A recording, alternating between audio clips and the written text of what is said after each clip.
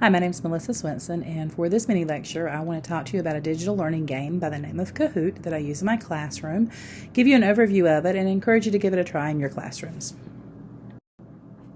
So the first thing to know about Kahoot is it's free, which is great for teachers because we do have limited resources.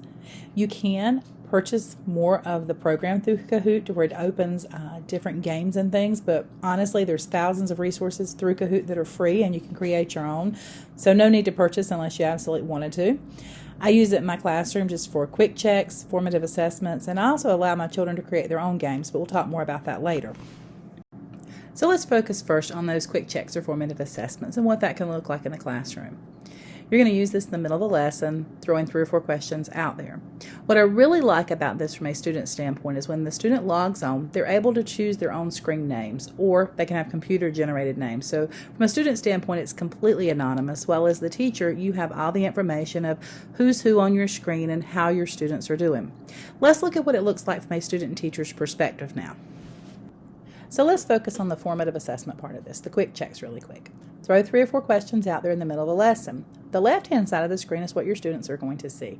They're going to know immediately, for this question, for instance, they got it incorrect. They'll see what the correct answer was and then how they compare to their peers. The teacher, however, gets a much better breakdown. Teacher, you get to know exactly what percentage of your students got this question correct or incorrect, and it gives you that teachable moment to stop the lesson and clear up any misconceptions before you move on. What a valuable tool in the middle of a lesson that you can use.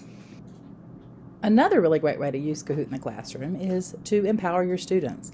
Use it at the end of a unit of study to have them create their own review games. Let's talk a little bit more about what that looks like in the classroom. So as a teacher, one of the most valuable tools that I can use is to allow my students to create.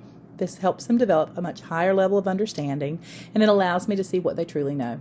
So I allow the students at the end of a unit to use their notes and materials to generate a specific number of questions. Once they have those questions, then I have the students use a program like Google Slides or Canva to create slides. Now the students have already been trained on how to do that prior to the lesson. Once they have their slides developed, they're simply uploaded into Kahoot, and then the students are able to generate right and wrong answers. I like to spend a lot of time talking about the most obvious wrong answers, especially in math, because then the students are able to pull that into their learning also.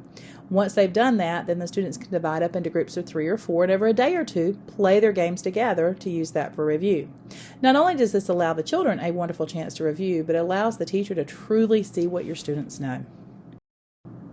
Thank you so much for joining me for this mini lecture on Kahoot, the digital learning tool, and I hope that was very informative for you.